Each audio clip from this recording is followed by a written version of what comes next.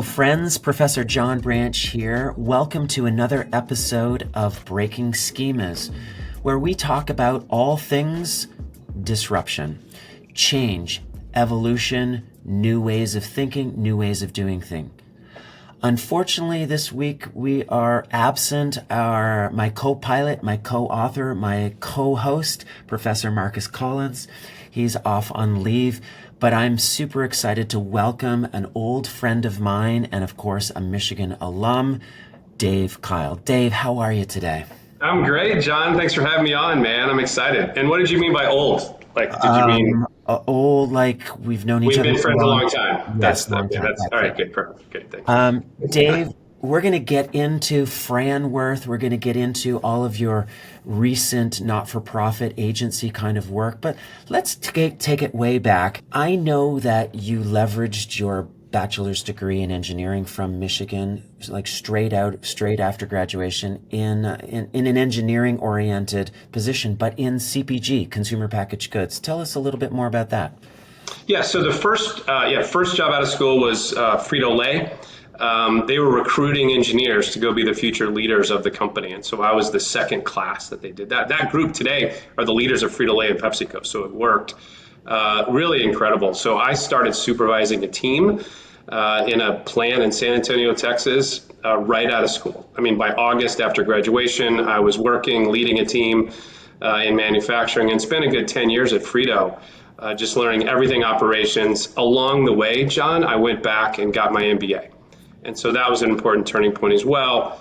Didn't want to have my whole career be in operations. I wanted to move more into general management leadership. So after Frito-Lay, I went to General Mills, and that time really jumped to finance function. So, sat on the CFO staff, and later led the Haagen-Dazs business, the ice cream business within Pillsbury, later General Mills, as the CFO. So really went from being engineer and leadership into much more hardcore finance, and then loved being on a brand. So I was able to take that continued CPG type of activity. And then that's where I fell in love with mergers and acquisitions, John. I got to do a deal. At Haagen-Dazs, we put a deal together to partner with Ben & Jerry's. So that was the first time I sat down at a deal table and absolutely fell in love with the art of the deal. I've since done 55 some odd mergers and acquisitions along the way. Loved it.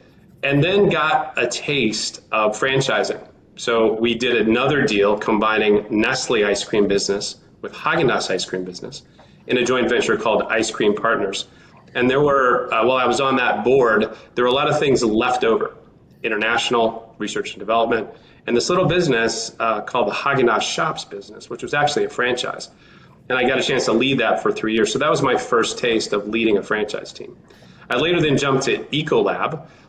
What first got me in that was M&A. So this was, as you know, the first B2B company that I began to work with, and found it fascinating because, as you know, in CPG, the consumer through surveys and scanner data and focus groups. In B2B, the customer. You actually are meeting with Marriott and Coca-Cola and the acute care hospitals. So did M&A and then moved in to lead Ecolab's healthcare business. And that's where you and I crossed paths when I was coming to recruit a bunch of MBAs, and you helped me go find some of the best of the best. Mm-hmm. So it's no surprise to me, and I know you're a humble guy, but it's no surprise to me that people came calling. And the next couple of steps in your careers were CEO positions. Tell us more about that. So that, I ended up going and leading 3 different franchise companies as chief executive. So the first one was the HoneyBaked ham company. Mm-hmm. So a family-held company who had been operating for 59 years. So I had been on the board. They needed an M&A person and someone that knew CPG because their desire was to move. They had shops that they sold hams in, but they wanted to expand and they wanted to go into grocery. And they were needing to do some M&A. So I went in, I'd been on the board and saying, guys, you got to bring this together. We're leaving a bunch of money on the table. And they finally convinced me to come join. So that was my first CEO job, had a blast there, doubled EBITDA in about a year and a half there, really combining that balance of CPG. We added efficiencies in the supply chain and simplified that, brought 3 disparate organizations, 3 supply chains, 3 websites, 3 leadership teams, brought those together. So got a bunch of cost synergies, but also began to grow differently. We expanded the straight to home. So going right, so you can now today order a HoneyBaked ham and have it delivered frozen to your doorstep versus going into a shop. So it was really a great experience. So my first chance really within a family-owned business, coming from Fortune 500 land into a family-owned business, and then set me up for the next role, which was to go lead Pure Barre, which was a boutique fitness chain, franchise chain, in a hot market. So this was 2016, 2017, early 2018 that I led that business. And that was one that was really needing some help. The founder had been gone for 3 or 4 years. They had negative same-store sales for 2.5 years. The franchisees, there were more than 500 open units. They were disgruntled. So that was a massive transformational change, John. I brought the founder back. I learned how important that was. We again added innovation. We actually at the time sold DVDs, if you believe it or not. We made $1 million selling DVDs. And I still remember the board meeting when I'm like, okay, guys, how many of you have a DVD player? And we moved and launched what was called Pure Barre On Demand, which now everybody, it's ubiquitous working out online at the time. We were early movers in that. Built out an incredible leadership team. We turned the company around, built great relationships with the franchisees, and then later sold that business to private equity, to Exponential Fitness, who was rolling up fitness companies. Mm-hmm. And then, the next chapter brought me back to Ann Arbor. Well, let's pause there, Ann Arbor, because audience members, I've known Dave for years and years and years, as he said, when we collaborated on recruiting MBA students to Ecolab up in Minneapolis, St. Paul. But we re-met sort of family level when he retired to Ann Arbor. But I think he was retired for less than 6 months, and I think Jenny, his wife, had the divorce papers already signed. David promised Jenny that they would retire to Ann Arbor. But now, what I think is really kind of the culmination of all of these wonderful experiences, this last chapter of your life, and this is where I want to really focus the remaining time, Franworth. Tell us more about that. So I was moving back to Ann Arbor, as you said, to retire. It was a failed retirement, John. I actually, there was not even a 6-month break. I actually I came to try to sit on a board. So my vision 6 years ago was come back to Ann Arbor, where Jenny and I met. She's from Michigan, so I married a Michigan gal. We were going to move back. And so I'd heard of this company called Franworth that was a franchise incubator. I didn't know the founder, a guy named John Rocci, but I met him for a lunch. And that lunch turned into a 4.5-hour meeting. And during that meeting, he offered me the job to lead one of our emerging brands within the Franworth portfolio called The Lash Lounge, that does boutique beauty, eyelash extensions, primarily for women. And it actually was a great landing because what it did was bring everything together for me. Starting a franchise business is very difficult. It's a great way to scale a successful, regional business, because you can use other people's capital, but you have to build out the processes and systems to scale.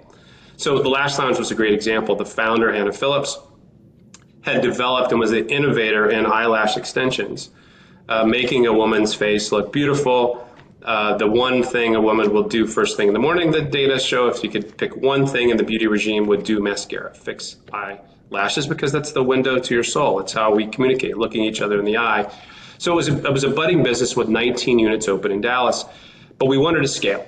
And so we sold a bunch of franchises and had to go build all the processes and systems to move from 19 units to what today is about 150 units.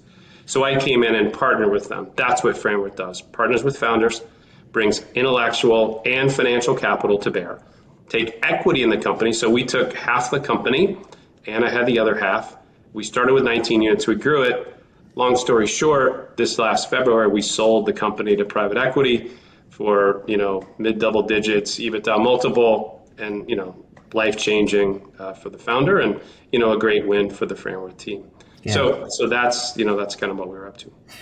I find the Franworth model fascinating. It's headquartered here in Ann Arbor, Michigan. It's not a big location, but doing very, very impressive work, as you say, helping franchisees. ORS. So the OR is the national body. The franchisee is the local unit operator. Helping the franchisors to scale. Now, I remember you telling me about this magic number 100 units. I think our listeners would be interested in knowing more about that. So a franchise is nothing but a definition of a franchise is a license between a franchisor, someone who owns the intellectual property, and an operating system. So they know how to go run a lash lounge. So they license that to a franchisee who opens their own store. So John, if I sold you a lash lounge, I would give you a license to the intellectual property, the marks, and teach you how to do it. Everything. How to pick your site, how to open your store, how to price it, how to hire, how to market. And for that, you pay me a royalty. In this case, it's 6%. So of every dollar that you bring in from an end consumer, you pay me 6 cents. Mm-hmm. And with those 6 cents, I have to build out a team. Well, the secret in franchising is that there's only 16% of all franchisors that actually make money. So, and franchising, as you know, it's not just McDonald's, it's every fast food on the planet, it's every hotel, it's every boutique fitness, every boutique beauty business, every service-based business, so Molly Maid, Mr. Handyman, Garage Kings, those types of businesses are all franchises.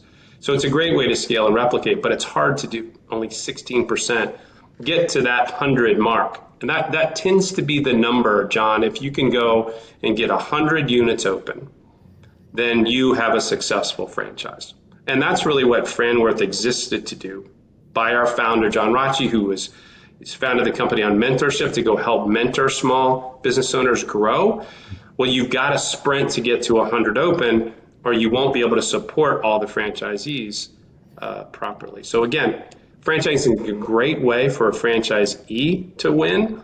85% of franchise-backed businesses are still open. The unit is still open after 5 years. Only 18% of a sole proprietorship is still open after 5 years. Opening a small business is not easy to do. You're more successful if you're backed by a company like ours, but it's still really hard to do. So that's where that 100 came from. It's fascinating. Absolutely fascinating. Can you give our listeners a sense of the other companies in the Franworth portfolio? Yeah, there's 7 today, and those have morphed over time. So we look for 3 things, John. We look for great founders. We get probably, 3 or 4 calls a week. So hundreds of people want to partner with us, and we're very selective, maybe add 1 per year. So we have one called the Milkshake Factory. In fact, it's opening. We just opened our first unit. We've sold 97 units, so well on our way to success. We just opened our first unit in Salt Lake City a couple of weeks ago. It's doing fantastic. We're opening in Ann Arbor here in August, and so we're off to the races. We've got one that we just opened and launched called Degree Wellness. It's a cryotherapy, infrared sauna, cold plunge, IV therapy, even going to launch GLPs. So that's a great business. A couple of service-based businesses, one called Garage Kings that will come take care of your garage, John. We'll put garage floor coating, epoxy coating. One called Mosquito Next that does killing of mosquitoes. We have one in boutique beauty still called Sugaring LA. That does hair removal. Waxing is the most ubiquitous in a way to remove hair. Sugaring is a more natural way to do it. We've even got a chiropractic chain called Health Source Chiropractic, 150 units already and growing. And then we're about ready to launch one that I'm super excited about called The Laundry Spot. This is the first time I've talked about this publicly. It is think about a high-end laundromat that just, got high-end machines. And typically you're going to put a laundromat in a place that indexes less than $50,000 household income, high rental income, lower educated folks. But we're bringing dignity in those areas. And we've just partnered with a group out of Ohio and we're getting ready to launch that business. So that's the portfolio. The commonalities are there's nothing in common between laundry, chiropractic care, hair removal, and milkshakes, right? What's in common? Well, the thing in common is they've got an amazing founder who wants to grow the right reason. They've got great unit level economics. So we try to target a franchisee. When I sold you that last lounge, we want you to break even cash on cash return in 3 years. And it's got a really dynamic end market. So all of those end markets are growing significantly. We've shed. We used to be a lot in fitness. You knew we were in City Row and Barcode and others, and we've exited that because we think that business, it's fine, but the big boys are really taking over there. F45, Orange Theory, all the exponential businesses. So we're focused on emerging brands and helping them grow and scale. And in fact, we've just renamed our portfolio, John, Beloved Brands. So that's something that we haven't gone public with. Again, kind of breaking this on your podcast that because it's you, but we couldn't be more excited. I'm happy to tell you more about what Beloved Brands means. Well, I'd love to hear more about Beloved Brands, but what I'm really excited to hear about is the next stage in your career, because I know that you're stepping away at some point, but you're taking all of this experience and, of course, the passion to the not-for-profit world, and in particular, leveraging your knowledge of franchising and how franchising can scale and disrupt to the world of not-for-profit. So tell us a bit about Beloved, but also then segue into your now not-for-profit mission-based activity. Thanks, John. So I turned 60 in October. And my life plan is to really retire this time from president of Franworth in October. So that's the plan. And about 5 years ago, I'm a planner. So, began to work on what that plan looks like and began to envision that life. So I will remain with Franworth as an operating partner. We'll continue to coach our brand presidents. I've done it a number of times. I'm one of 4 partners of the business with the founder, John Rachi, this great social philanthropist, for Michigan guy, former hedge fund guy, Paul Blavin, and then the football player, Drew Brees. We're the partners of Franworth. I'll remain engaged. And we'll sit on a couple of boards. But the most important thing that I'm working on for my life mission is I founded about 5 years ago, right in the middle of COVID, a nonprofit called Franchise for Good. So I had a hypothesis that I've had some success in my career as I pointed the balance of my time on this earth to, things of significance. My hypothesis was that all the scaling things that I was describing today, all the processes and systems and the way that franchisors have been replicating for decades, my hypothesis was that could be applied to the nonprofit space. I didn't know much about it other than sitting on a couple of nonprofit boards. So I began to dive in. And where that landed was me defining my mission. So my mission in life is to honor God by doing 3 things. Honoring my family, which, that's super important to me. Sharing life lessons. I have a blog called lessonsonpurpose.com where I share some of these life lessons. But importantly, scaling companies for good. And so I had always been not the founder, John, but the guy to come in after and turn it around, fix it, scale it. But this time I decided just to start. So I started it. It's a 501c3. It's a nonprofit with a mission to scale other nonprofits. I started with one, found, luckily, my first client was a billionaire, and he had developed a thing called Colorado Home Building Academy, a trade job training academy. He was based in Denver, largest home builder in Colorado. And if you've been in Colorado, they're building a home every day. I mean, there's thousands of, I think he builds 3,000 a year in Colorado, but there's a dearth of qualified labor, homeless problem, unemployed problem. So he created a trade job academy to teach people who were skills of how to be a carpenter, plumber, HVAC technician. And then we give them a job. Brilliant idea. He was looking to scale it. I needed something to scale and replicate. So we partnered. We rebranded the company into Build Strong Academy. And we started replicating it. Drew Brees, my business partner, we asked him if he would open one in New Orleans, and he did, and it was a huge success. So we opened there. We now have 8 open around the U.S. The vision is to create 1 million trade jobs, put 1 million people into upskill into trade jobs, and we're well on our way. We only need to open 20 Build Strong academies to do that, well on our way to do that. So that got me started. And then I did a few other brands, and then University of Notre Dame came calling. And they heard what we were doing, got in the car, drove to Ann Arbor. This was a couple of years ago. And they're trying, like they have a brand that is all about football, and they're a Catholic university. They're trying to shift their brand into really making a difference socially by impacting poverty in a positive way. They have a think tank called LEO, Lab for Economic Opportunity, that studies some 90 nonprofits, and they do random control trials and actually prove that that nonprofit does what it says it's going to do. If they're trying to do one that I work with one called Corner to Corner that equips Black women in Nashville how to be entrepreneurs, they prove that that works. But what would happen was they would do a study, have statistical data that it worked, but then didn't do anything with it. I mean, they would publish it in a journal. They would certainly help that local nonprofit raise money because they could prove it worked, but they were looking for a scaling body. So we've partnered, we've worked with 8 different nonprofits to go replicate them.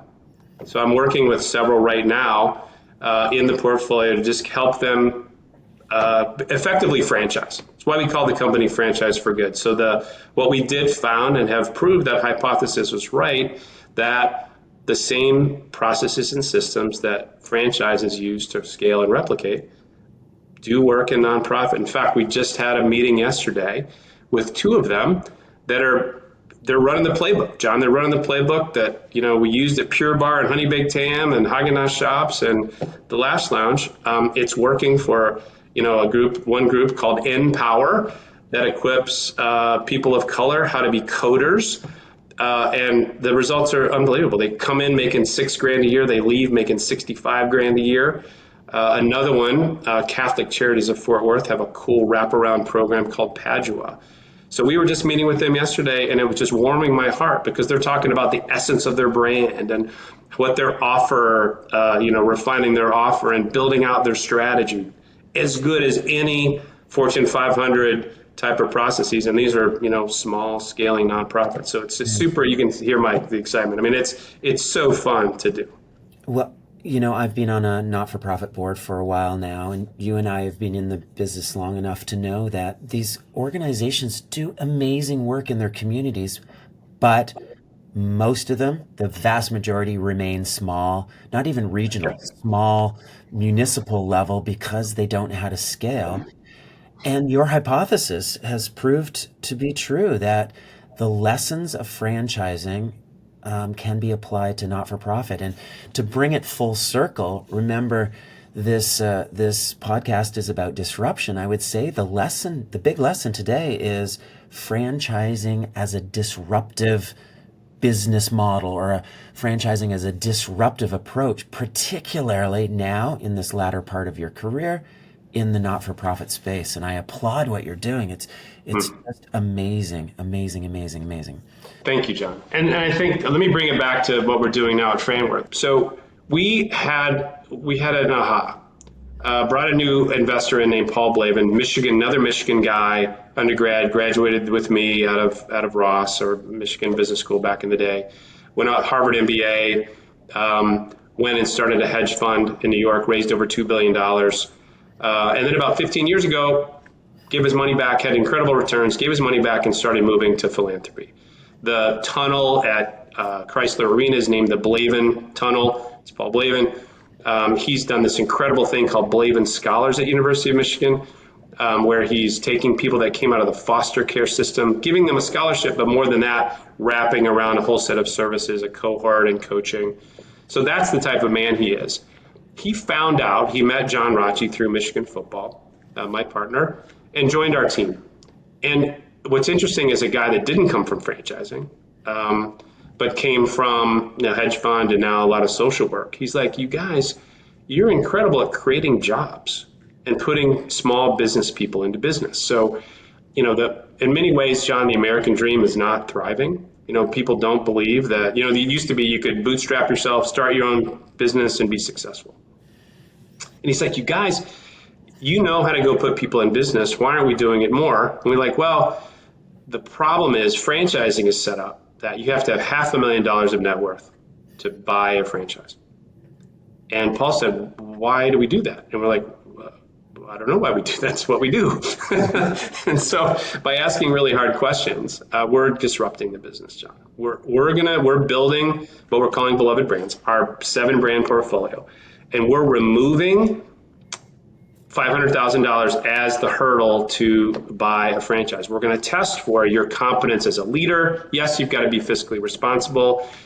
Yes, you're going to have to show leadership capabilities and be able to follow a system and lead a team and go deliver milkshakes or garage floor coating, whatever that is. But honestly, we were using $500,000 of net worth as the proxy for your ability to be a great owner of a business, and that's not right. What it should be is testing for grit and leadership skills and fiscal responsibility. So that's what we're changing. So Beloved Brands has got 2 parts. One, we're seeking funding right now to invest in us at Franworth to be able to go give you, John, a Garage Kings franchise, a Mosquito Nicks franchise, give it to you. You have to come up with $10,000. Normally, you would have to come up with $150,000 to go start your business. So we're gonna fund you to start your own business. Allow yourself to take a living wage, say 55 grand, 60 grand a year. You'll be able to take out of the business. And then once you get your business ramped up to where you're making money more than covering your salary, then you'll pay us back over time, and you'll actually pay into a fund that funds the next people coming down the road. So that's one part of Beloved Brands. The other part is making sure that we're measuring and delighting our end customers. So making sure we're measuring Net Promoter Score, measuring Google reviews, measuring how we're treating our employees. Companies like Chick-fil-A have been doing this, in one brand. So Chick-fil-A, as you may know, they get 100,000 applicants a year and maybe put 50 or 100 people into a unit. Mm-hmm. We're disrupting the franchise business by taking off that hurdle of $500,000 net worth and opening the aperture and putting somebody in any one of our portfolio brands. So we believe we're the only ones doing that across the portfolio. And really going to disrupt the industry. So we've not talked about this a lot, John. We're breaking this now with you, but really excited about the promise that this has to truly be disruptive in small business ownership. Breaking the schema. Breaking the schema. Absolutely brilliant. Hey, listen, we've run out of time. Listeners, thank you for coming along for another ride of Breaking Schemas with me, Professor John Branch. My guest today, good friend Dave Keil from Ann Arbor here. Dave, I'll give you the last word. You want to leave us with a piece of sage advice as we depart? Yeah, I mean, the thing that changed everything for me was because I always had an inkling to go be innovative and go do my own thing. And someone told me once, hey, Dave, what would you do if you weren't afraid? Afraid to fail look dumb, afraid that it might not work. And that really changed the game for me, John. And I think if you're going to break the schema, you got to ask yourself, what would you do if you weren't afraid? Very nice. Thank you very much, Dave. It was such a pleasure to speak with you. I look forward to seeing you soon. Listeners, thank you for coming along for the ride, and we'll see you on the next episode of Breaking Schemas. Take care, and as always, go blue.